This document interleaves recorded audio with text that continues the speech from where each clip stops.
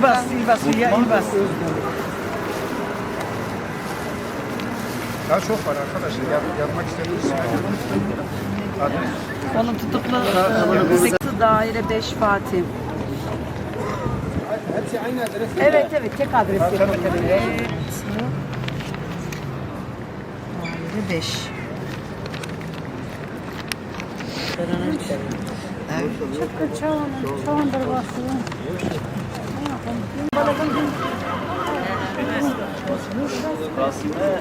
Ona Meral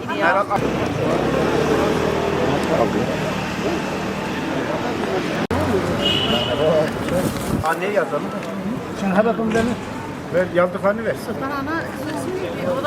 8 Mart 1857'de New York'ta eşit işe, eşit ücret talebiyle direnen işçi kadınların anısıyla tarih sahnesine yazılmış bir mücadele günüdür.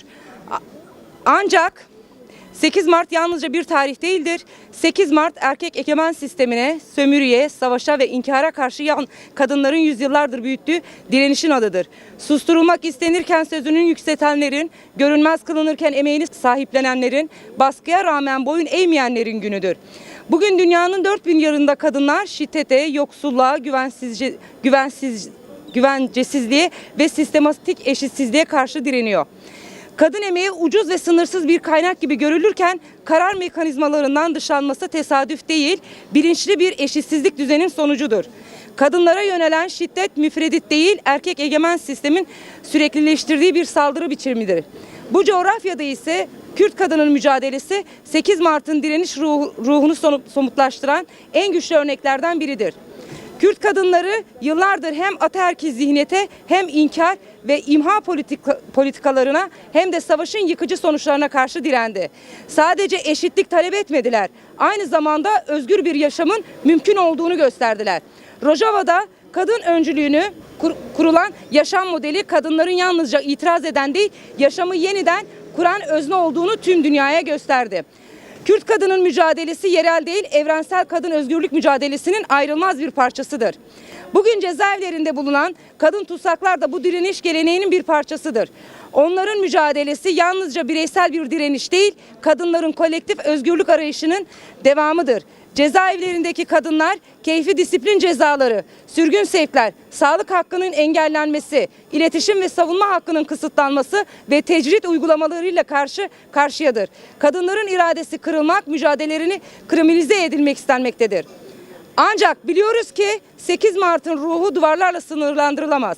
Tecrite rağmen dayanışma büyür, baskıya rağmen direniş sürer, susturulmak istenirken söz daha da gürleşir.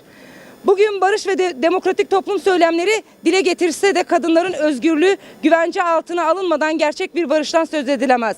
Demokratik bir toplum kadınların eşit, özgür ve örgütlü olduğu bir zeminde mümkündür. Kadınların siyasal alandaki varlığı bastırılırken, örgütlenme ve ifade özgürlüğü sınırlandırılırken barışın toplumsallaşması mümkün değildir. Bizler bir kez daha ifade ediyoruz. Eşitsizlik kader değildir, şiddet kaçınılmaz değildir, sömürü doğanın yasası değildir. Kadınlar özgürlüğü direnişle kazanır, kadınlar demokratik toplumu mücadeleyle örer. Jün, Cihan, Azadi! Jün, Cihan, Azadi!